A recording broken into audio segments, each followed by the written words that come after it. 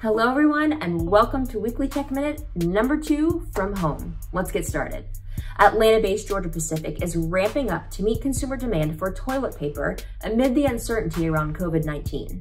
Georgia Pacific reported that its paper mills and distribution centers shipped out last week at 120% its normal capacity. But while the company is currently racing to get toilet paper back on shelves across the country, it's likely that this retail demand could begin to be offset by an expected decrease in orders on the company's business-to-business side. Think hotels, restaurants, and other companies, as workplace, travel, and gathering plans are changing drastically. Check out the link below to learn more about how GP has been impacted as the nation responds to the virus.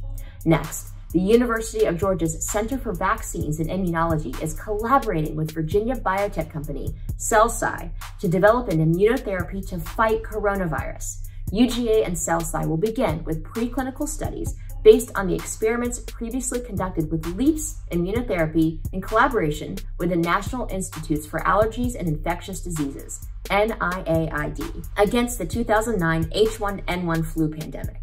Those successful studies demonstrated that LEAP's peptides, given after virus infection has occurred, reduced morbidity and mortality in mice infected with H1N1. The two groups aim to rapidly evaluate that technology's potential in order to start treating patients at greatest risk of dying from this global pandemic. To learn more, click the link in the comments below. Finally, all employees in Target stores and distribution centers are receiving a $2 an hour raise now through at least May 2nd. The announcement comes after the company reported an unprecedented rise in demand for home delivery of groceries and household essentials. This raise is part of a larger $300 million investment that also includes its subsidiary Shipt, which Target purchased in 2017 for $550 million, hiring thousands in hot markets such as Atlanta, Miami, Minneapolis, and Detroit. In addition, Target Corporation shared that it will offer its employees who may be more at risk from COVID-19, such as those who are pregnant or over 65, up to 30 days of paid leave.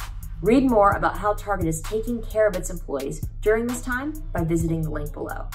That's all for this week's episode of the Weekly Tech Minute. We miss you all so much and can't wait to see you all in real life very soon. Please take very good care of yourselves and your families. We will emerge from this stronger and better.